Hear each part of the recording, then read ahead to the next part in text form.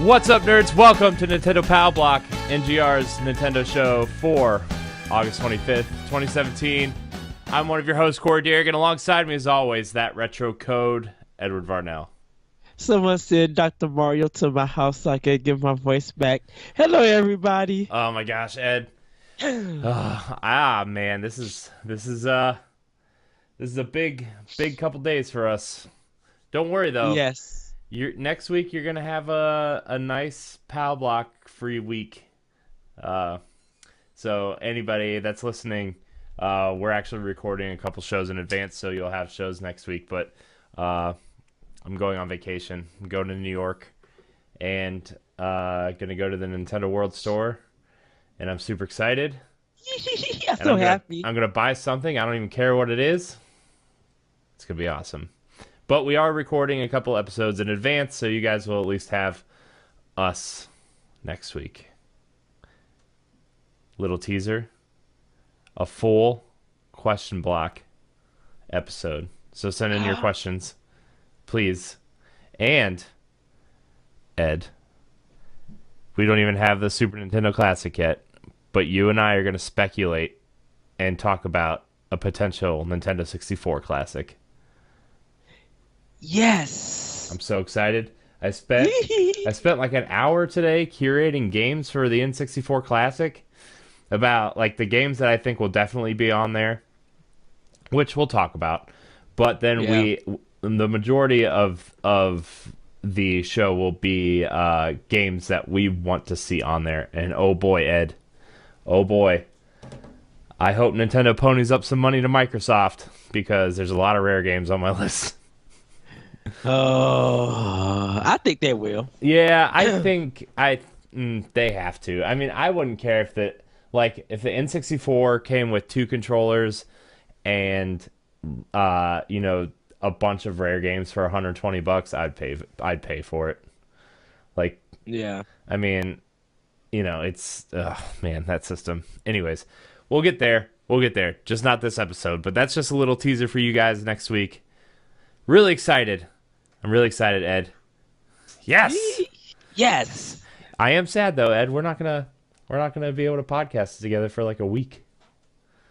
Oh, don't worry. But you need the vacation. I know. And I need the rest. I know. Let me tell you what, man. Ever since like we expanded NGR from Pow Block and NGR Radio out to like Nerds Gone Platinum and World 1-1 and Arsenal X and getting the website in order, and our partners over at the Brew Review and me talking to other people about promoting their stuff. It's just like, it's been a long summer. Yeah. So like I'm ready for a vacation, and I know you and Jesse will hold it down in Arsenal X this weekend. Yes. Yeah, I'm ready. I'm ready for a little vacation. Plus, we're gonna go to Atlantic City for a couple days with her cousin and her family, and it's gonna be a super fun time. Yeah, and not just came back from a mini vacation, ready to go on another vacation after 5 weeks of straight video game podcasting and writing, like for the beauty of video games. Coming out to do video game podcasting work with you. It's going to be amazing in a couple of weeks. Oh my gosh, dude, I'm so ready. That's going to be my vacation. Oh, I'm so ready. Oh man, I'm so ready. But yeah, Ed, speaking of video games and podcasting, have you been playing anything? I know you've currently beat a game that I'm trying so desperately to beat before I go on vacation, because once Mario Cross Rabbids comes out, I am not playing anything else until Fire Emblem Warriors. Well, yes, everybody, the game that he's mentioning is, I did finish Horizon Zero Dawn. Actually got the ending to it. It's still, it's a great game, but I kind of got not too much flack about this, but I was about to have a discussion about it. I still think Sony doesn't. Some companies from Sony do not know how to make a good boss fight, a good memorable boss fight. Maybe after I beat Horizon and after after I beat it, and maybe we'll have Moose on or something. Maybe we'll do a Horizon kind of spoiler cast, and like A round table almost. yeah, like a round table, like what works, what needs improvement, what's bad, like what do they need to take out, that kind of thing, and maybe just like talk about the game as a whole, because I really do like this game a lot, but at the same time, like I think in any other year it might be my game of the year, except for the fact that like Zelda came out this year, and the fact that like from a pure gameplay perspective, Zelda just feels so much tighter and so much cleaner. Yeah, and I feel like right now Horizon is only PlayStation's Game of the Year. I mean, there's other nominations, but I feel like if I had to do a nomination thing for Game of the Year across all platforms for all three, after finishing Horizon, it would not be on that list. Yeah. I know I said it, but I think when I got to that final section of the boss fights, it just spoke a little bit too Uncharted for me, and I was just like, you guys still don't know how to get boss fights right. I mean, that's something that like Sony and Microsoft don't do very well. And, Yes. like, I mean, I look at like Gears of War, like, I mean, Gears 2, 3, and 4 all had terrible boss fights at the end, and Gears 1 had a pretty cool boss fight on the train when you're fighting Rom. That one was unfair though, and I feel like that one was terrible. It's unfair in the fact that he's easier to kill you than it is you to kill him. There's really no way to tell if you're doing any kind of damage to him, and you could easily run out of ammo for that. And it also feels like with that fight, you have to do it co-op. You can't do it with one player, because Dom easily gets killed, and so there's no help for that. Mm-hmm. So it feels like that one is literally unbalanced. It's clearly, I think, and I know like I know this is a Nintendo podcast, but like I feel like the ROM fight in Gears of War 1 was definitely balanced for a co-op experience, and like that fight took me forever. Like I played 1, 2, and 3 all by myself on Insane, and in terms of like, besides the pure difficulty of Insane, like the ROM fight took me probably 2 weeks to do, just by myself, because of how I felt it was a little unbalanced for a single player experience. But right. But yeah, I'll let you know how I feel about the final fight in Horizon. I've heard that that's probably the worst part of the game, but I'm not there yet. Every single trophy I have left in Horizon, except for one, is story based. So, I mean, well, it's not really story based. I have to reach level 50. I have to upgrade my whole upgrade tree. And the one I was talking about was I had to knock down all of the practice dummies in the first area. And I'm like, I didn't even know those are a thing. So I have to like look at a map and plan it out. So the cauldron ones I didn't do, so I don't really have any trophies for that. The cauldron boss fights were really cool. Like the last 2 that I did. Oh, those I did. I mean the test ones. I'm sorry. When you go to the man and he asks you to test the cauldron ones, I did. Like those were better boss fights because it is enemies that you're fighting within the game. But I can understand it being like very tight. But they were more manageable to deal with than this final boss fight. Like I didn't have too much trouble with this boss fight. I just had to remember. I'm like, kind of keep moving and kind of make sure you know what you're doing and where you're at. Uh, but other than that, yeah, I got the trophies for all of that stuff. So, but I am playing the game on New Game Plus. I'm playing it on easy just to get the rest of the trophies. That's it. And to level my character up. Like I got 7 more levels I need to get. Um, and then hopefully, uh, because like when you do New Game Plus, and I made a separate file for it. Um, you can up it seems like one part of the third section is blocked off because you're not to that part of the game. But when you get there, you can this should be unlocked and you could just finish anything off. Because I need like 4 more pieces, 4 more places to unlock, and then I'll have her all completely unlocked when I get to 50.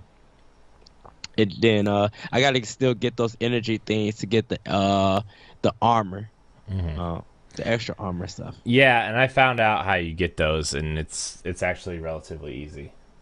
Um, but what was I gonna say? I was gonna say something Oh, about Horizon. uh, Sorry, my oh, my phone buzzed, and my mom was distracting me. Hello, mom. oh. Thanks for tuning in to Nintendo Pow Block, jerk. Hi, Mr. Steerick. Uh, Um, I am playing more of Project X Zone 2. Really digging that game, like really getting into it, laughing at some stuff. Chrome and his daughter is also in the game from Fate, from Awakening. And I'm like, oh, Nemco went bonkers with this because it's like Nemco, I think Team Ninja, Capcom, or Tecmo, I should say, Capcom and Sega all came with Nemco to make this game with their characters, and it's really good. I'm really enjoying it. I kind of got a strategy of keeping them all kind of like close together. So when the enemy comes, I got some support, so I'll be able to hit them hard, hit them a little bit more harder with my support, so they can lose more energy. I just cleared like stage 7, so I am making progress in that game. I don't know how many stages are in it, but it's really good, really easy to get into. I'm definitely enjoying it. It's real. They did a big improvement over the first one because I got the first one also. But this one has me keep going back to play more before I get back into Dragon Quest 8. I haven't touched my get a chance to do my Wii U yet because of me getting ready for this project that I'm doing next, video games. Getting a lot of stuff done with that. But I am trying to get through Mass Effect Andromeda. I thought I was done, but I'm not. So there's more stuff I got to get into because I'm getting ready for that discussion later on. Uh, I did play Ys Origin. Um, I'm at a part where I gotta get a little bit further in the tower. Is it like there's like 2 sides of the tower, and I'm like halfway on the first side done. But I'm enjoying that action role playing game. It feels like a shooter almost a little bit to me, like a top down shooter, and I'm loving it. I enjoy game like role playing action games like that. But other than that, probably by you guys by the time you see this next week, I will have a lot of Wii U games being played. Like I said, Tokyo Mirage Session, Paper Mario, Color Splash, and Star Fox Zero, and more Breath of the Wild. So I'll give you guys an update on that on next episode. yeah. Oh man. Okay. So what have I been playing? Lots and lots and lots of Horizon.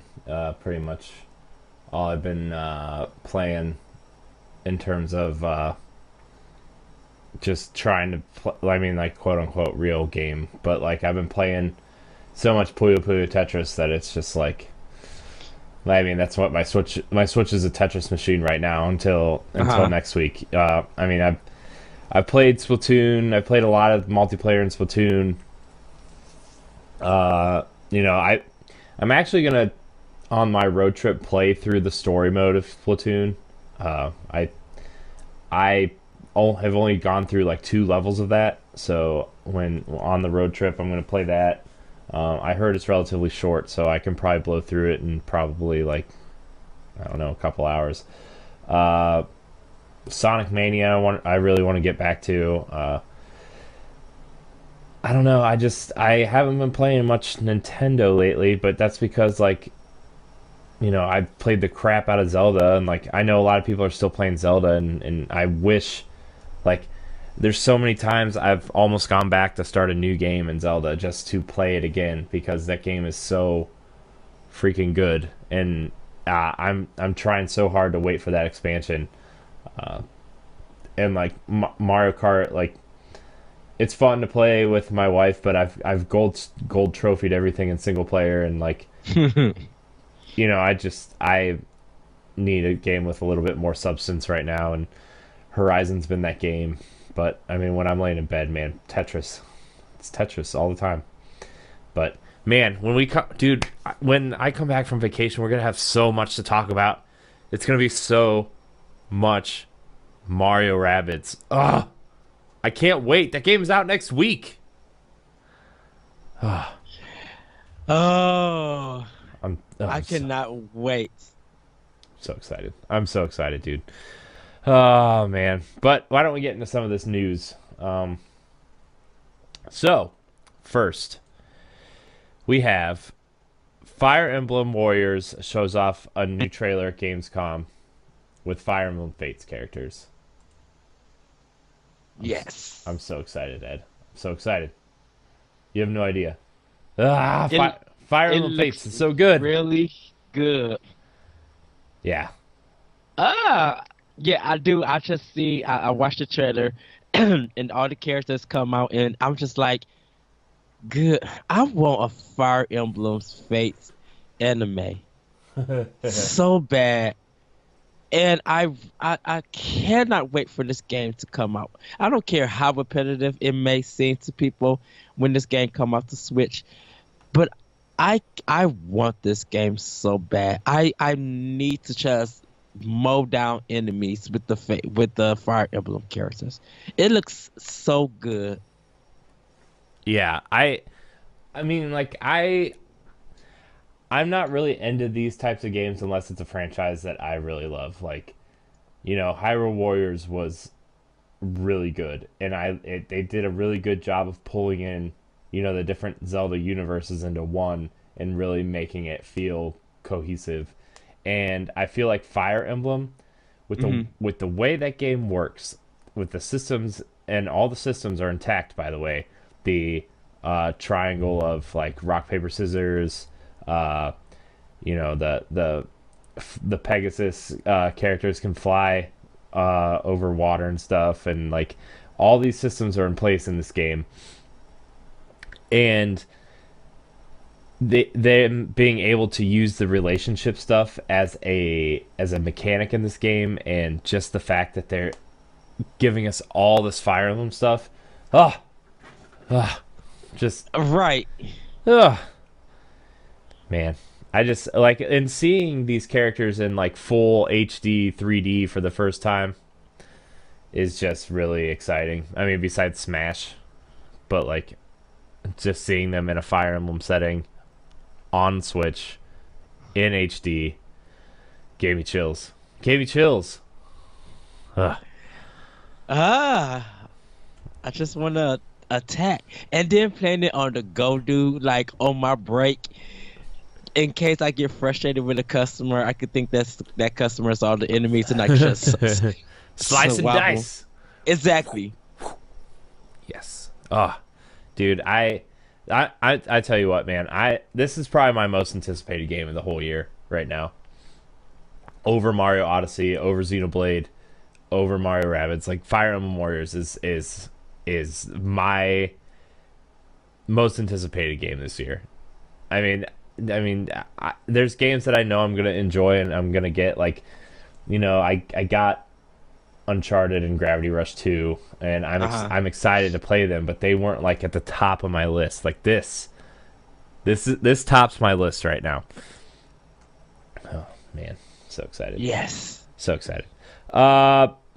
speaking of Switch games, Rocket League on Nintendo Switch is getting exclusive battle cars, including a Mario themed car, a Luigi themed car, and a Samus themed car. Have you seen this? Yes, I did it. That Samus looks sickening. Yeah, it does. Oh my gosh, dude! Like it looks just like her ship from Super Metroid, but the wheels are like this green, like they look like Tron cycle wheels, and they have like the green glowy part. The Samus shit. Like I was like, I'm gonna get Rocket League on Switch because I've always been interested in Rocket League, and I have it on PS4, but like I don't know, this feels like a handheld game to me. Like it feels like something I would rather play on Switch for some reason. And I was like, I don't know if I'm gonna get it day one. I'll probably wait until like some of these other games, because September and October are kind of busy. Like they're kind of expensive months for me. But this Samus ship car alone sold this to me. And I know as soon as this happened, like Larry was like falling out of his chair, like like I think Larry's just gonna go 3D print himself a Matchbox car of this. Like but this ship looks really good. Like the Mario and Luigi ones, like they look like what I expected them to do, because like the Rocket League cars all kind of look the same with just some different decals and designs. And that's kind of all the Mario and Luigi ones are. But this one, man, so good. I think people are just going to buy it just because of that Samus car. And people are going to be like, okay, we need this to be in the next Mario Kart game. Yeah. You know? Yeah, I mean, like, that's the thing. Like, I think this is something I was talking about to somebody the other day, and I know, you know, we just got Mario Kart 8 Deluxe on Switch, but if they do another racing game on Switch, it's going to be just Nintendo Kart. It's just going to be Nintendo Kart, and it's just going to be all the Nintendo characters now. You know, it's going to be like Smash Kart or something. You know, it's not it's not going to be Mario Kart anymore. I mean, they'll probably still call it Mario Kart at some point, just because like that brand has such a big pool.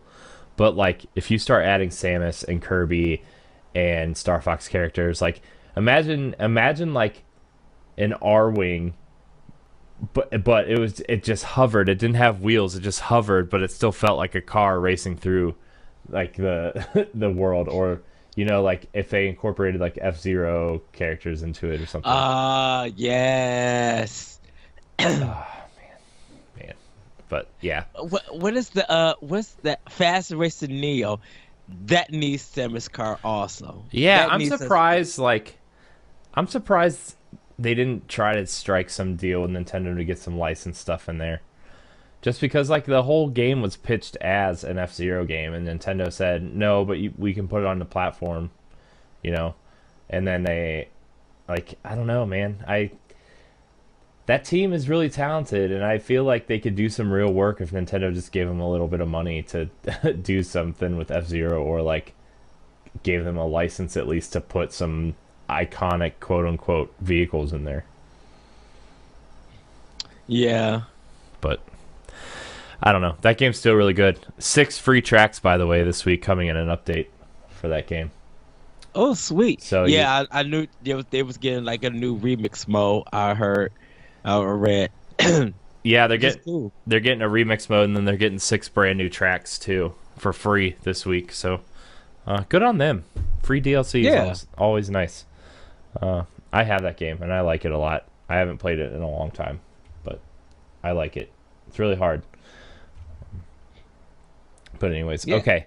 So, moving on to the next news story. Mario plus Rabbids Kingdom Battle is getting a $20 season pass, including 8 steampunk-style weapons, single-player challenges later this year, and then next year, an unexpected story expansion, which means, hey, we're going to add more to the game, but we don't know what it is yet.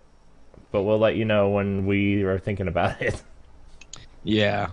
So, I mean, at least it's not like $50 like Call of Duty. Shoot, at least it's not like $40 like the Batman Arkham Knight one, and you don't know what it is. And then when they actually show you what it is, it's some skins and hour and a half like level of that one particular character. Just like the heck, this is like 20. I'm like $100 for a game and a season pass. Oh, screw that. I know. I know. And then you could get like the gold edition for like $15 like 6 months later with the season pass and everything. It was just like, oh man, that game. Going off Nintendo a little bit, Arkham Knight, man, just got kind of railroaded. Like, I feel like Arkham Asylum and Arkham City were so beloved, and then Arkham Knight just kind of came and went, and nobody cared. Well, definitely the drama with the PC version, and then that season pass drama, and it was just like, to get the true ending of the game, they made you do all this like side quest crap. Well, you had to 100% the game. I mean, that's right. That's true in a lot of games, though. But people felt gypped. They were just like, why? A lot of people felt like doing all that side quest stuff didn't really affect the ending of the game. Like, it didn't do nothing for the story. Yeah. So it just felt like they stretched out the game by forcing you to do all of that nonsense. Yeah. Yeah, that's true. But I see. I am of the minority that says that Arkham City's my least favorite Batman. Mm-hmm. And I still think Arkham Asylum is the best one because it was the most Metroid-y. Like, it was, yeah. It really, I mean, not that it was like a Metroidvania, but it was really cool how like it kind of had that vibe, and it was kind of like a giant maze that you had to get new moves and new weapons to get through and stuff. Like, I still think that one's the best, but I still think like Arkham Origins got the shaft too. Like, I really loved Arkham Origins. Like, that Deathstroke fight was awesome. It was like some of the most. You're right there, Ed. I'm good. I'm sorry, everybody. Ed's getting sick because he's too much podcasts. He's all up on that mic. It's the Arkham Origins, it was decent, but if you're a Wii U owner, it's a terrible game to have. See, I played it on Wii U. I didn't have any problems with it. Well, this is the thing. They stripped the season pass, took away the DLC, and refunded everybody for the $20. So it was just like, if you want the full game, I don't even think they gave everybody the full DLC. Oh, you mean like in terms of DLC and stuff? Like, yeah, the Wii U didn't get any of the DLC. Yeah, they ended up canceling it because, and I don't know, it was due to low sales or something. Yeah, it was due to low sales. It was the same reason why Call of Duty didn't get the season pass, Mass Effect didn't get its DLC. Like, the game didn't sell well on the Wii U, and that, I mean, unless you were published by Nintendo, you didn't sell well on the Wii U, which was sad. But I mean, that's why, you know, the reason why I didn't get Assassin's Creed Rogue was because I was waiting for them to announce it for Wii U, and they never did. It was the 360 PS3 game that came out the same year as Unity, and was almost like a direct tie-in to Black Flag. Like, you were playing the story behind Assassin's Creed Rogue was, I actually really love Rogue. I wouldn't mind playing that again. But like, the reason why I didn't buy it for Xbox 360 and PS3 because I was waiting for it for Wii U, and it never came out. Like, they announced it and they had it planned, and then Ubisoft was like, we're no longer supporting the Wii U unless you're dancing. So like, well, during that time, Unity was out by then, right? The engine? The game. Assassin's Creed Unity. Yeah, because they came out on the same day. Rogue and Unity came out on the same day. Ubisoft was getting humiliated, so it didn't even matter if Rogue when it came to Wii U. They had to fix their broken game. Don't forget, that they had to deal with the PR nightmare of saying why they couldn't put women in the Assassin's Creed universe. Which was dumb Um, because they had already made a game with a woman in it, starring a woman. Pretty much, yeah. The one on PSP. Yeah, that one Or was. what? Yeah, Yeah, the Assassin's Creed Liberation. You were the yeah. what's her name? The half black, half French girl that was like an escaped slave or whatever, and she was like, it took place like kind of in between 3 and Black Flag, like in that time period, right? It was Right, like a yeah. it was like a prequel to 3, I think, and they ended up porting that to everything, right? I think they got that HD treatment on 360 and PS3, right? At some Yeah, I point. think so. Yeah. Yeah. Um, and so they had to deal with that. And plus, I think that year Smash also came out by the time Unity came out. So it didn't really matter if that game didn't come to Nintendo Switch and losing all the support from Ubisoft. Uh, because their games was janky. And didn't nobody really want to play a lot of janky games from Ubisoft. Watch Dogs was a letdown. Yeah, I mean the thing about Watch Dogs though was like by the time it came out 6 months later on Wii U, and by the time it came out on Wii U, you could get it on PS4 or Xbox One for like $15, and nobody's gonna pay $60 for an underperforming version of the game when you can buy the other version for 15 and get the DLC.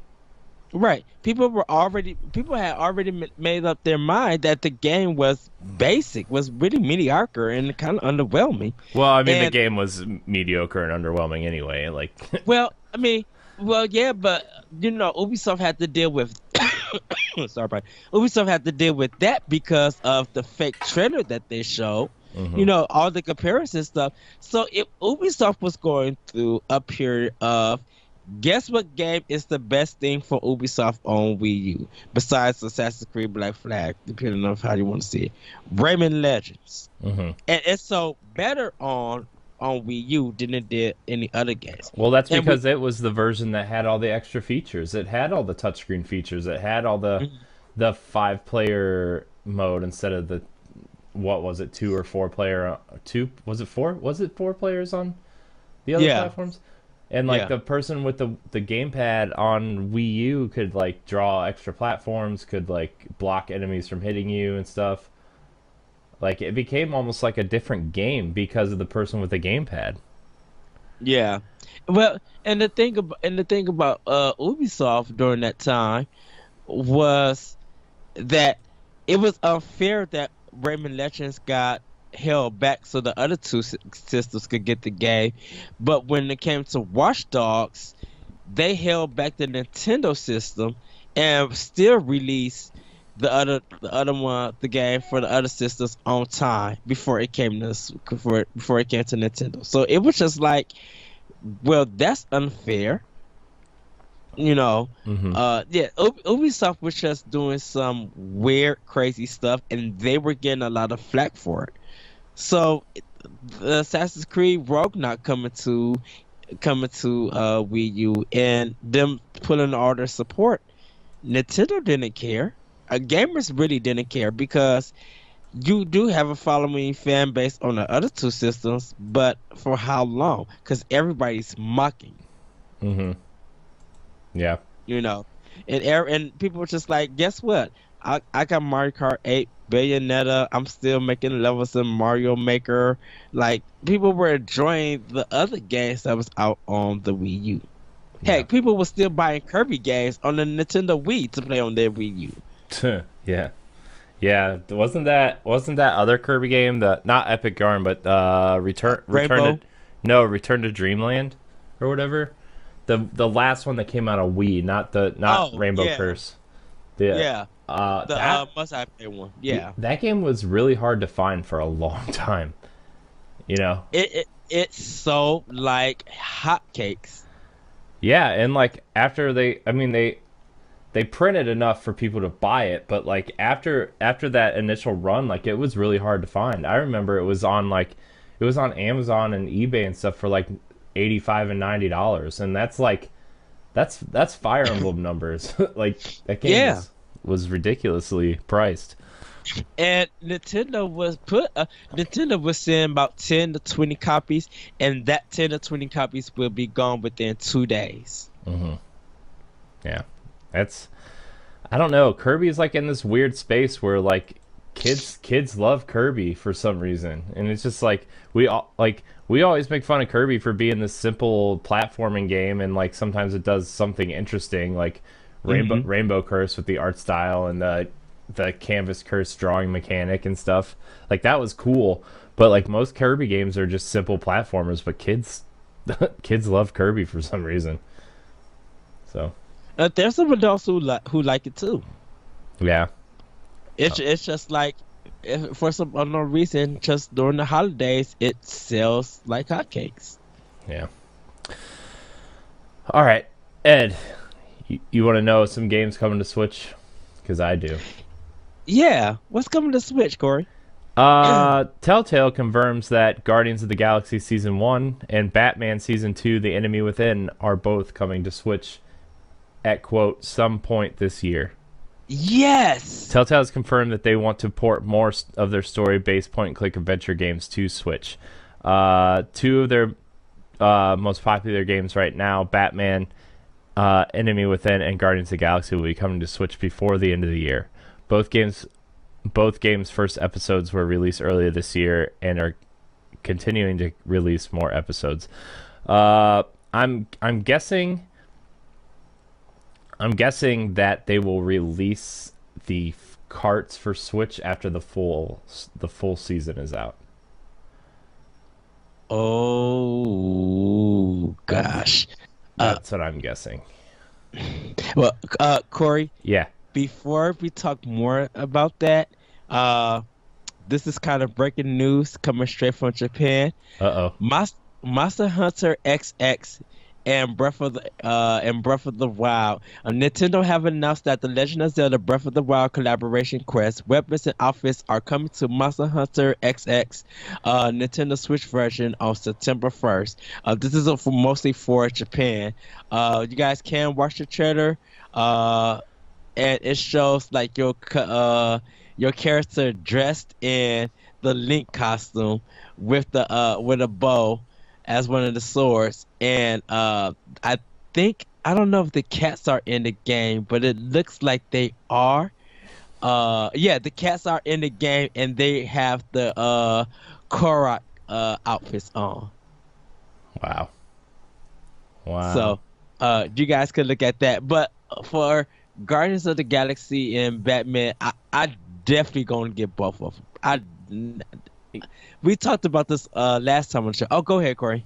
Oh, I was just gonna say, like, I wonder if they're gonna do like a combo pack for Batman, because you really need that first season to play the second season. Like, I mean, like, I know you can do some weird stuff to manipulate the story so like it plays out how you want for a second season, but like, it's always weird to me. Like, it was always weird to me when like season 2 of The Walking Dead came out on PS4 before they ported season 1, but you couldn't carry your save from PS3 to PS4 to play that game, and it was like, how do you play the second season of a series based game, especially one where your choices matter, and you don't carry over the first season? And like, I wonder if that first season will ever come, or if they'll just be like, hey, there's a special edition bundle for, instead of $30 for the physical cart, for $40 they'll do a Resident Evil Revelations thing where you get this season here, but you can download the first season with this download code or whatever. I could kind of see them maybe trying to do that at some point. Well, I think it'd be one of the smartest moves for them to do that. You know? Yeah. I really I still feel like the Switch is like the perfect place for these games. I think, and I thought the Vita was a really good place for the first couple. Like, I think Wolf Among Us came out on there, and Walking Dead season 1 and 2 both were on there. I just think if you're on a plane and or something, or in a car, on a long car ride, and you need to burn a couple hours, like this is a good way to do it. So Yeah, because they're about, if you play everything like straight through, depending on you what choices you make and how you look at your dialogue, you could be spending close to about 10 hours for that whole game. And that might seem kind of short, or it might not, it might be a little bit off, but I'm like, that's your whole flight or a train ride or whatever. Or even, like, you'll be going through the game trying to get through it, and you could look up and be like, oh, I'm already here, or we're halfway there. You'd be like, yeah. So I'm gonna be interested to see if they start porting more games over. Like I think The Wolf Among Us will make it over at some point. So I don't know. We'll see. I think Telltale in Switch, because like they already do the iPad versions, so right. And it'll be good for Tales of the Borderland at least try to get some money back by coming to Switch. Yeah. ARM's new DLC fighter has been confirmed. Lola Pop, a clown named Lola Pop with inflatable limbs, who Nintendo describes as a street performing pugilist and a well-traveled clown. So yeah, she's a clown with balloon animal arms, pretty much. Yeah.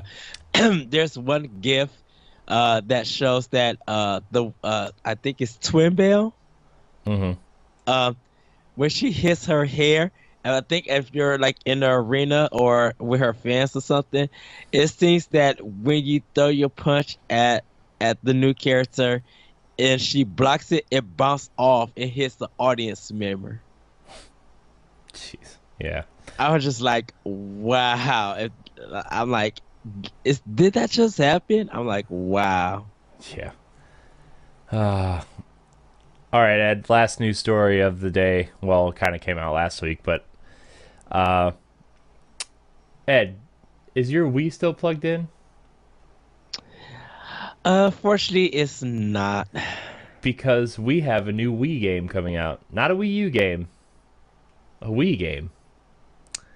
Let's Sing 2018 coming to Switch and Wii. Let's Sing 2018 will be coming out on Switch on October 20th. Skipping the Wii U, but it is coming out on the Wii. Quote, with an install base of 100+ million worldwide, we're rolling the dice to see if we can sell some games on it in 2017. No one is going to buy this garbage. I'm sorry. Let's Sing features 30 hit tracks such as Hymn for the Weekend from Coldplay, Faded from Alan Walker, Rockabye from Clean Bandit featuring Sean Paul and Anna Marie, and others. If anyone buys this and for fun, and at least play it on your Wii U. I mean, why? I mean, what's the reason of playing it on the Wii? I mean, if you want to play it on the Switch too, that's fine. But nobody's gonna buy this karaoke garbage. Yeah, I just that whole phase of gaming has just kind of gone out the window. Because A, are they gonna include a mic for it? B, if they don't include a mic, how are people gonna play it? And if these songs are, if these songs are not known or popular, who's gonna care? Like the Rockabye with Clean Bandit and Sean Paul and Anne Marie, that's probably maybe the one hit that I know off of that. So what's gonna be the rest of the 27 other songs on that CD? Yeah. Well. Oh man. like if they're gonna sit it on the Wii, folks are gonna get drunk to play that game. Yeah. Oh yeah. Well. Oh man. All right, Ed. there's one other news story I forgot to bring up. NBA 2K18. As you know, as a basketball fan from Akron, Ohio, and a fan of the Cleveland Cavaliers, there's been a lot of hubbubaloo and a lot of stress put on the Cleveland Cavaliers by the trade request of star point guard Kyrie Irving, also known as the cover athlete of NBA 2K18. He was traded this week to the Boston Celtics, and the cover of NBA 2K18 still has him in a Cavs uniform. But don't fret. If you really need your cover to be up to date, NBA 2K18 will be getting a new cover sometime this fall with Kyrie Irving in a Celtics uniform. That's all. They also released the rosters of the all-time teams. How about nobody cares? It's a cover. People just want to play the game. I know. As for us Nintendo players, we want to play it on the go, and we want to play it with friends with their own Switch. We don't care about the cover. Some people do, man. Some people do. Guess some what people around here are boycotting the game because Kyrie Irving got traded. Because they're idiots. I'm just like, you're gonna boycott a game because one of your favorite players on a team is the cover athlete, and you don't want to, he's not. He already got his money. Like, he already got paid. You're not supporting him. Right. They're like, I'm going to buy NBA Live instead. I'm like, good luck with that hot piece of trash. Yeah. Good luck, good night, and goodbye. Oh, man. Yeah. Guess what art cover that I want? I want the Super Mario Galaxy one. No, Super Mario Odyssey. Sorry about that. And I'd rather have a cover of King Koopa in his diamond white suit. Like, just make an inversible cover and put a new person on it. Like, yeah. I don't know, man. Some people are just, they're out there, man. They're out there. And another thing about this whole big boogaloo or whatever about this cover, it's going to be traded in next year for 2019. Dude, it's going to be traded in 4 months when it's free on PlayStation Plus or Xbox Gold, because the last two games have been free. Like, during the playoffs, they made the games free. Dude, the PlayStation 3 version is only 48 cents for 2K14. I'm like, really? Yeah. No surprise here, though. Michael Jordan is the best player in the game at a 99 rating. Followed by Kareem Abdul-Jabbar and LeBron James. The heck? I don't know. I'm just telling you what the stats are. But that's your sporting news minute from Nintendo Pow Block. Also, there's NBA Jam. Also, there was a half-hour gameplay video of FIFA running on Switch in docked mode and in handheld mode. And guess what? It looks really good. FIFA looks really good on Switch. I'm excited because, like, I like soccer, but not enough to, like, buy it every year. And to have it on the go and just play a couple matches and just, like, maybe manage my club and whatever, like, that's what I want from the Switch version. And, like, it looks really good. It looks better than the 360 and PS3 versions. It has all the things you want from FIFA. Like, it looks like FIFA. There were some like weird lighting issues I saw that were they're not bad lighting issues. They're just not the dynamic lighting issues like that are in the Xbox One and PS4 versions. And the texture or the player models don't look as good, but like everything else just really looks good. Like they were playing in one of the Brazil stadiums, and they had those like loud long horns that they just blow and they're like, like those things, and it looked really good. Not gonna lie, I'm kind of impressed that they made an effort. Yeah, I think it'll probably sell well on Switch. And it's definitely gonna sell well on Xbox One. I don't think it's gonna do well on PS4.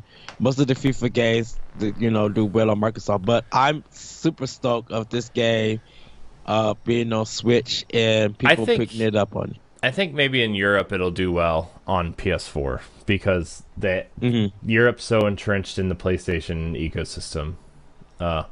But you're right. Here in the United States, if people buy FIFA, it's usually the Xbox base.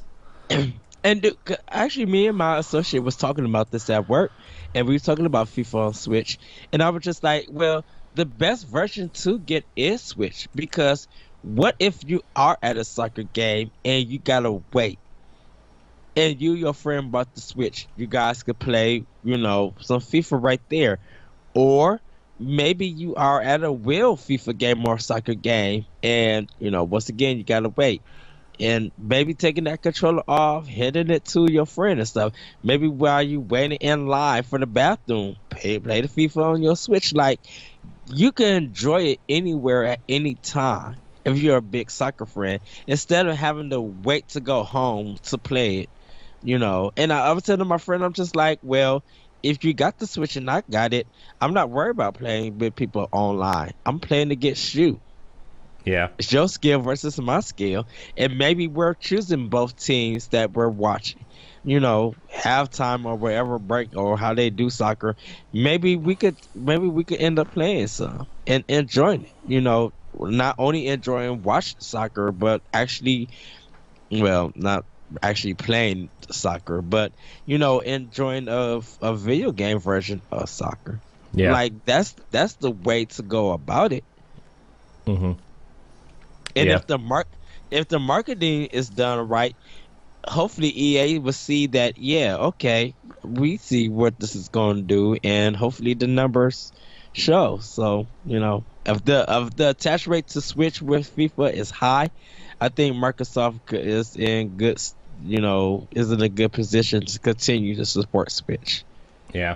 I think there's a strong case to have sports games on Switch, like not just FIFA, and not just NBA, but like Madden, and people like to grind out seasons and stuff, and to be able to do more of that, especially if you're someone like me who's married and likes to spend time with his wife, and we watch a lot of TV shows and stuff. Like, my game time, besides for Switch, is very limited. It's usually after she goes to bed, or if I'm off and she has to go to the office for her job. Like, my game time on the TV is very limited, and that's kind of why I stopped buying sports games, is because I don't have time to sit there and do my fantasy draft, play through my franchise, do all the stuff that I love to do in a sports game. So I kind of just fell off the sports bandwagon. I stopped buying sports games, and if they're gonna put their games on Switch, that's gonna make me buy Madden again every year. That's gonna make me buy FIFA again every 2 or 3 years. That's gonna make me buy 2K every year, just to have it on Switch. So, but yeah. Do we want to talk about this Final Fantasy 15 thing? Sure, we could jump on it. Okay, so I wasn't really going to talk about it until it was kind of confirmed, but this week at Gamescom, Final Fantasy 15's director hinted that the game has potential life on Nintendo's console. And that got me really excited until you and I started talking and more came out, because Square Enix has been working on this mobile port of Final Fantasy 15 called Final Fantasy 15 Pocket Edition, which is a super cartoony almost deformed chibi looking version of Final Fantasy 15, and it's not really the game, but it tells the story in a different way. And like for me, that I was really excited to be able to have Final Fantasy on Nintendo until like the thought came across my head that it might be this pocket version. Like I don't think people really want that version. I don't think people want that version. It is designed specifically for tablets and phones. Mm-hmm. And a lot of the Nintendo people like to play games, like real meaty games. And like Final Fantasy 15 would be perfect on Switch. You know, it's a RPG with a lot to do. There's you know, a lot of side quests, a lot of grinding, a lot of riding in the car for 20 minutes, and I can go make a sandwich and come back and I'm still driving. Right.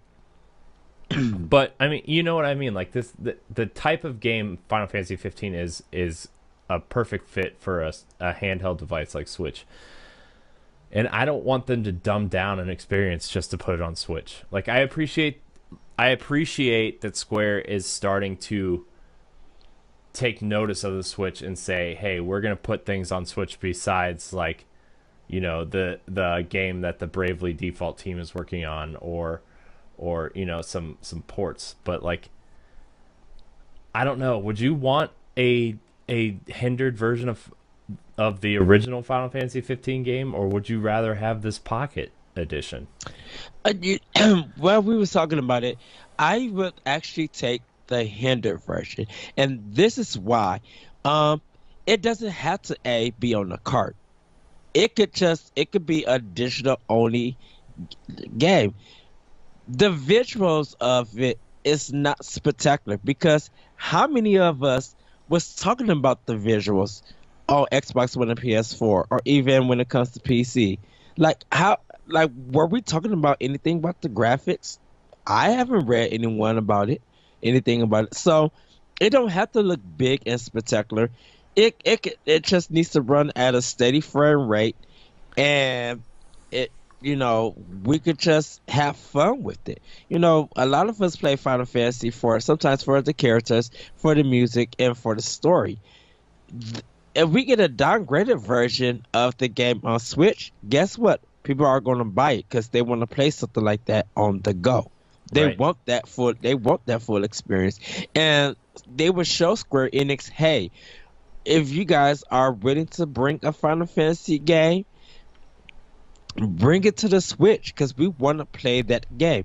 And it doesn't have to be a big game. Look how well Final Fantasy 12 does. Like if Final Fantasy 12 came to Switch over Final Fantasy 15, people would be super stoked for that to happen. Yeah. You know, like I would double dip. Like I got it on PS4 and I enjoyed it a lot. But there's a lot more to that game that I wanted to do and wanted to experience. And like I said earlier in the show, like I can't really do that with the time I have to game. Like I wanted to do more. I wanted to explore more of those dungeons. I wanted to go do the secret rooms. I wanted to experience some of the DLC, you know? Like I really wanted to do that. And with the limited amount of game time, I couldn't really do that. But with Switch, like I could do that. I could put, you know, 20 to 30 more hours into that game to get what I wanted to get out of it, you know? Like if that engine, I think I might be wrong on this, but that engine was the engine that ran Final Fantasy 13, correct? Yes. So we know that engine can run on underpowered hardware. That game doesn't need to be 1080p or 4K on the Switch. It can't. Like, it just can't to fit on a cart. But if you can dumb it down to 720p, lighten up the textures a little bit, maybe even put a little bit of stylization on it, or like make the draw distance a little less. Corey, this is the thing about it. Release Final Fantasy 15 and in a lower whatever you got to do on Switch. If you add those amiibos, to the 4 guys that's in the game, what if you use the Cloud Smash amiibo and you could add Cloud as a as a playable character, like in your party. That game is going to sell bunkers of numbers. That amiibo is going to be hard to find. I'm lucky that they got enough cloud amiibos out for people to buy it. And people were worried about they wouldn't have enough. Like Bayonetta, she sold, she's gone. Like she sold, it's hard finding her for Yeah. some places. But like if they Only the could, Bayonetta 1 though. Only Bayonetta 1, not Bayonetta 2. Bayonetta 2 is available here at least. oh yeah, But uh, and sorry, go ahead. Sorry. yeah, Bayonetta one. I think a lot of people wanted both of them. A lot of people got both of them. Uh, but yeah, but Final Fantasy, if they do a Final Fantasy 15 for Switch, that's gonna be double the numbers. Guys who are into these characters and some girls who are into these characters, they're gonna buy their favorite amiibo of that character, and it don't really have to unlock any new DLC or anything like that. They could just unlock some stuff, but people will be down for that. Hmm. And I think if if things go right in the way that it's sold on Xbox One and PS4, if they could get that game running on Switch and people who do decide to pick it up on Switch gets to word of mouth saying that this is as good as the other two platforms, that's going to make more money for Square Enix, and that amiibo is going to be attached to that game. So that's more money not only for Nintendo but more for Square Enix. Hmm. Yeah. You know, and then then have the main character looking like Cloud, because he almost looked like him in a certain way. You change the hairstyle, put him in that outfit, and give him that different sword.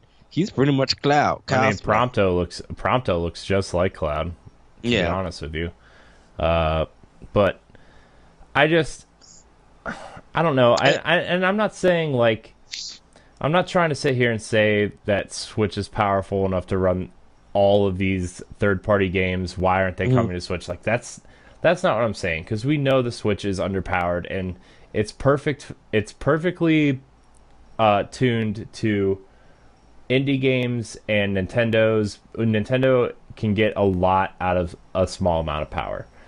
Right. Like, we're never going to get Mass Effect Andromeda. I understand that. But Final Fantasy 15's file size on my PlayStation 4 before like all the patches and DLC stuff and whatever at 1080p and the frame rate fixes and stuff and DLC, like before all that, it's a little under 40 gigs at 1080p assets. If you put that down to 720p, that would probably cut at least a third, if not more, of the file size. Right. And if you just made some slight adjustments, maybe I don't know how game design works. I would have to ask Adrian, I guess, since he's like the only the only game designer I talk to on a semi-regular basis. Right. But like, if you could just like maybe like, there's probably graphical fidelity sliders, I guess some people call them. Like on PCs, you call them sliders, and you just slide the graphical fidelity down a little bit on everything, just enough to where it would fit on a cart. Like, I don't see why a game like that couldn't work. So, but anyways, you can say what you're gonna say now. I'm sorry. Oh, when you was talking about Mass Effect Andromeda not coming to Switch, it's not coming to anything. Yeah, I know. So, like after definitely, I don't know if you heard that story that one of the people said that they kind of blamed the gamers for Mass Effect's demise, or the harsh criticism that people have for the game, kind of made the game stop being produced and updated, and for brought concern to their future. But it's just like, no, you guys had the engine, you guys designed it, you put out that product. Our criticism of it goes hand in hand. You can't say that it made you money and you bring all this good news to the investors, and then you blame the gamers for its harsh criticism affecting the game sales. And it's just like, that doesn't go hand in hand. You gotta, if our harsh criticism affected the game, then why did it make you money? You're bringing it to the investors. That doesn't make sense. Mm-hmm. Yeah. You know? Yeah. I don't know. It's just I just feel like a game like Final Fantasy 15, like, it's a pretty game. Don't get me wrong. Mm-hmm. It's a pretty game, and like the environments and stuff are pretty. But it's not, like, the character designs and stuff aren't so graphically intensive. It's nowhere near Horizon or Uncharted or even Mass Effect to that extent. Like the graphics aren't like, and I know there's a lot going on behind just the graphics, like the math and stuff, the RPG math that goes on behind the scenes, but like, right, that stuff isn't really super intensive either, you know? Well, this is the thing about it. Xenoblade 2. Yeah, this is the part of the conversation. This is what we were talking about on Facebook, in a Facebook chat. If Xenoblade 2 could show off what the Switch could do with this art style and with this design, and it outshines how Final Fantasy 15 looks, why can't it just shows Square Enix that, hey, you guys can bring it to Switch. If we are able to pull this off technically like this on an underpowered system, guess what you guys could do with Final Fantasy 15 on an underpowered system? Yeah. You know, if you want the praise for graphics, guess what? You're not going to get it. Because you look bright and shiny like any other PS4 or Xbox One game. Heck, pretty much any PC game. Mm-hmm. But if Monolith Soft is upping you guys by showing them Xenoblade Chronicles 2, and it's running at a steady frame rate, and there's no dips. Yeah, I would say Xenoblade Chronicles 2. Like, I haven't looked at Final Fantasy 15 in a while, but from watching the Xenoblade Chronicles 2 trailer, those environments, I would say, Final Fantasy 15's environments are better fidelity, but I would say that they are comparable in terms of size and fidelity. Mm-hmm. I understand Final Fantasy 15 is the fidelity is better in the graphics than Xenoblade Chronicles 2, but they are comparable. And I would say Xenoblade Chronicles 2, at least by interviews and what they've shown, and just based on the size of the world that Zelda was, like, Xenoblade Chronicles 2 is going to be a bigger game than Final Fantasy 15. And Xenoblade 2 got little stuff that if you don't pay attention, you miss. Because didn't we talk about that one of the islands in the back, or looked like one of the monsters or something, and it was moving? Yeah, the mountain, when that first big open area in the trailer for Xenoblade Chronicles 2. You see, I'm guessing, is the main character running through the field, and there's clouds in the sky, and you're running towards like the city, and you see a mountain on the left side of the screen. But if you watch it, the mountain is moving, which means it's a giant monster. Like, it is a giant monster. And the only thing comparable in size from Final Fantasy 15 that I remember, besides the boss fights that are big set pieces, not part of the environment, is the I don't know, it's a turtle with a mountain for a back, and he's right in the middle of the map. And like, that mountain in Xenoblade Chronicles looked way bigger than this turtle did. And, you know, I don't know. I know we're not getting the Final Fantasy 15 that we want on Switch, but like, I'm trying everything in my power to justify to myself that maybe, you know, just maybe. And you know, if we do get the mobile version of Final Fantasy 15, as long as it's not microtransaction heavy, And I feel like if it was just a basic action game, action, kind of almost like Secret of Mana or something, Hmm. or make it feel like a beat 'em up game or something, I would be fine with that. Hmm. You know, Yeah. I mean, that's what I would look forward to. Because I think people have already experienced Final Fantasy 15 and moved on. Hmm.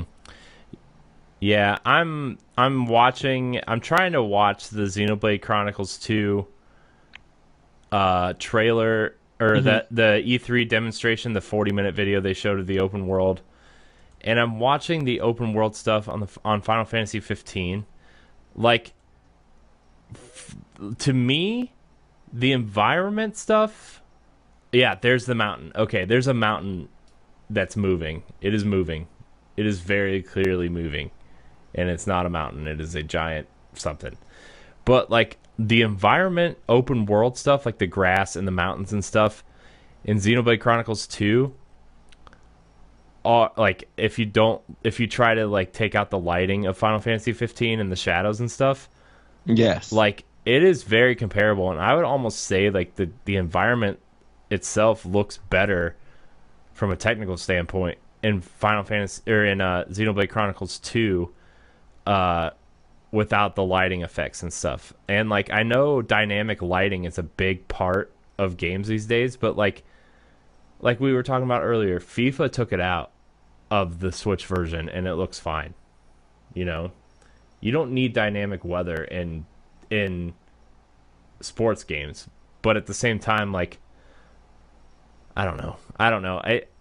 It's just this weird thing that I'm trying to justify it to myself, and like I think what makes Final Fantasy 15 look so good, like Hmm. like like you would if you look at it without actually like trying to dig up behind it, like is the lighting, is the dynamic lighting, where Xenoblade Chronicles 2 doesn't have it because it's on an underpowered piece of hardware.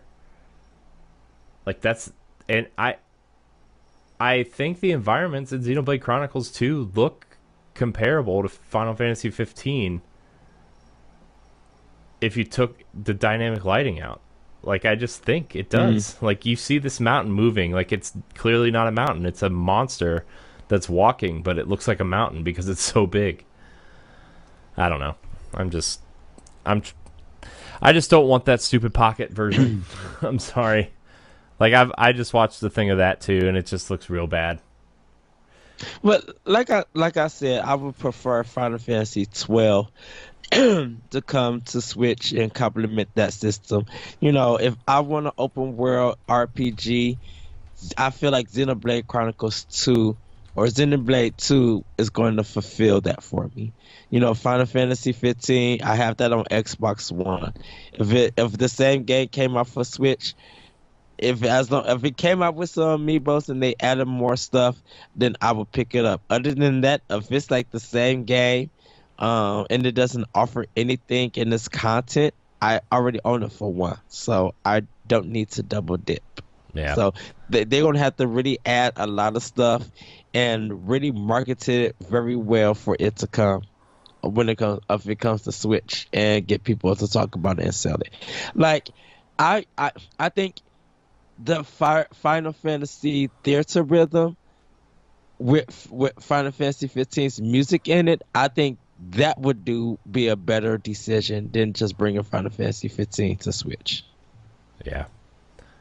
Yeah. Like I'm watching this pocket version. Like I agree with you. I would love to see like the HD remasters of 12 and 10 Hmm. come to Switch and really flesh out like an RPG package for Switch, cuz like that's what I really want on Switch. It's just a bunch of RPGs in general. And Right. when they were talking about maybe porting Xenoblade Chronicles X, and earlier this week we talked about Monolith's next project and how exciting that was. Like, Yeah. we still got Project Octopath Traveler coming at some point. Lost Spheres coming. Like, we already got I Am Setsuna, which I still need to get a physical copy of that game. Oh yes. I need to go back to go back to it on PS4. But when I get my Switch, it's a purchase. I gotta have it on Switch. Yeah. So like, I just think, I just think that, if Square said, look, we're putting our flagship franchise, a numbered version of our flagship franchise, on Switch, I think that would really just make a statement. I think that would be like, who knows if it would sell well? Like, I probably would. Like, I'm assuming it would. And I'm just saying, from making a statement, that would be a statement making game. It would be a historic game, because Nintendo hasn't had a properly numbered Final Fantasy since 6, I guess. 3, 6, whatever. Like, when they made the jump to PlayStation, like, that was a big blow to Nintendo, and that would really just make a statement if Square said, hey, Final Fantasy 15 is coming back to a Nintendo platform. It is the full version. It is the PS4, Xbox One game. It might look a little bit different because Switch is underpowered, but it is the full game. You can still do everything. It still has the DLC, yada yada, blah blah blah. So that's just my opinion. Well, I know this is. We'll probably have a different talk one day about this, or probably on another podcast. I think during the Final Fantasy days on PlayStation, I think they were trying to find their way. And even though they left Nintendo, I think they found their way with 9. Yeah. Well, they found their way. They found their way back, I should say, because like 7 and 8 started moving into more mechanized, like futuristic style thing, while still trying to keep a little fantasy element. Whereas 9 just totally went back and was like, hey, we're just doing old school Final Fantasy. Here's your 4-member party. Here's like a little job system that's kind of light. It's just an RPG. Yeah, but I think it it kind of lost its way after Final Fantasy 13, and Bravely Default overshadowed that. And even though Final Fantasy was taken away from Nintendo got the exclusive with Dragon Quest, and look how big that did for them. Like, Dragon Quest 8 probably didn't sell that well for PlayStation 2. But people were buying 4. People were buying 5 and 6. People bought 7 and 8 for 3DS. People bought 9 for the DS.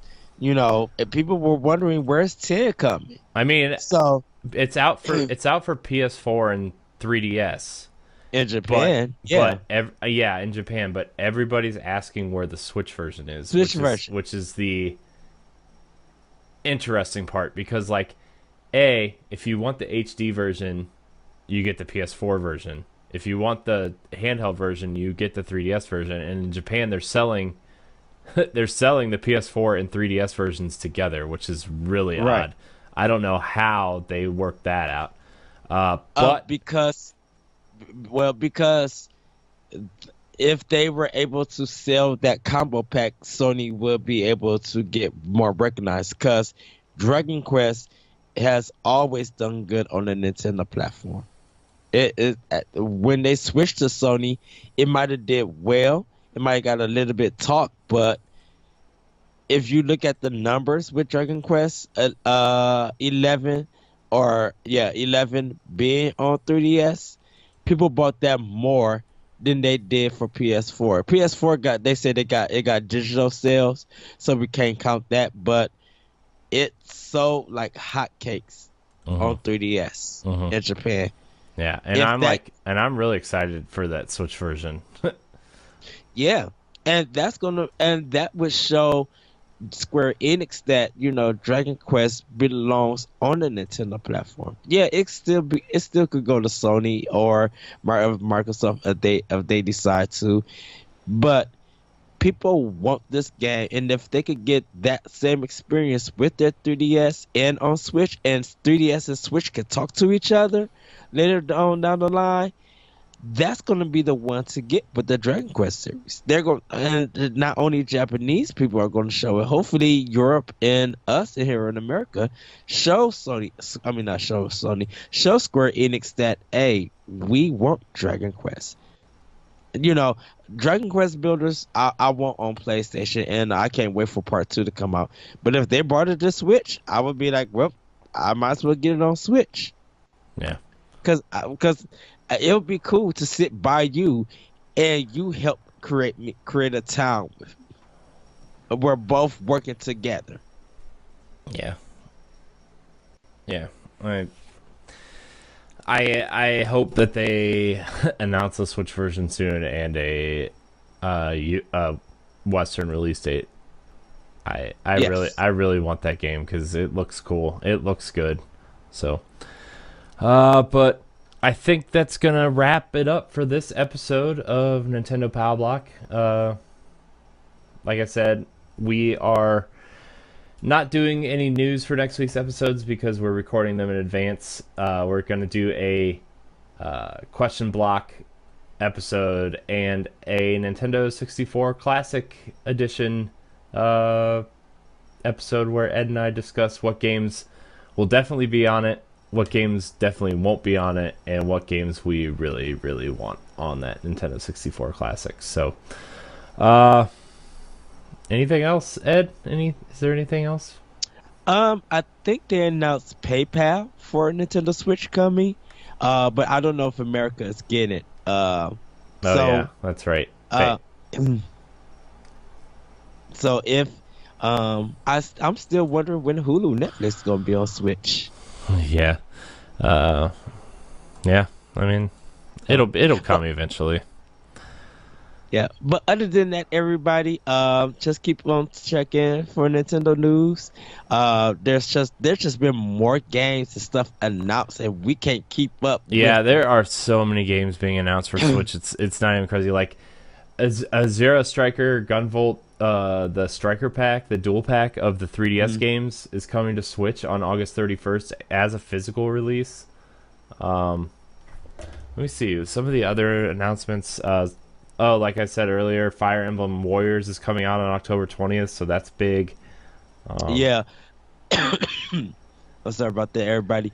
There's a game called Red Game and Green Game that's coming to Switch. That got announced. Zed Blade is a shoot 'em up that's coming to Switch. eShop next week. Like. How many games? It feels like on Switch every day a game is getting announced. Yeah. Yeah, I know. I can't believe how many indie games, like quality indie games, we're getting. It's not just like the flood of indie games that comes to Xbox and PlayStation every week. It's Right. quality games that Nintendo seems to be supporting, you know? So, it's crazy. But anyways, Ed, where can people find you on the internet? You guys can find me on Twitter at ThatRetroCode, and you can also hear my podcast, Optional Opinion, on SoundCloud, iTunes, Google Play, and other podcast apps. You can check me out on Arsenal X with Corey and Jesse, our Xbox podcast. Check out The Moment at ScrimmageFrogs.com. You can read Optional Opinion on IGN.com under Anime, ENIME. Check out our Hey, Let's Pod and Play. We'll be back with new episodes, you guys. And you can check out my Twitch channel, The Lyrical One, for our Let's Learn series. I'm in the process of getting a Switch, so I will let you guys know more about that. I'll put out my friend codes if you guys want to friend me. And hopefully one day we could talk more Nintendo. Yeah, Nintendo. Woo! Yes. You can find me at Corey in HD on Instagram and Twitch. You can find me at Corey in UHD on Twitter. You can find me on NGR Radio every Monday at 10 a.m., Arsenal X on Wednesdays at 10 a.m., and this show Tuesdays and Fridays. Let's see, what else? Like, subscribe, and share to our YouTube page. Leave a comment. Ask us questions. You can email the show at nintendopowblock@gmail.com. We really, really, really want your questions. I have a stockpile for when we do our Pow Block or our question block episode. If you're listening to us on podcast service, remember to rate us and leave feedback. Let us know how we're doing. Preferably those 5 stars. It helps our show grow, and Ed and I want more people to listen because we want to spread the good word about Nintendo.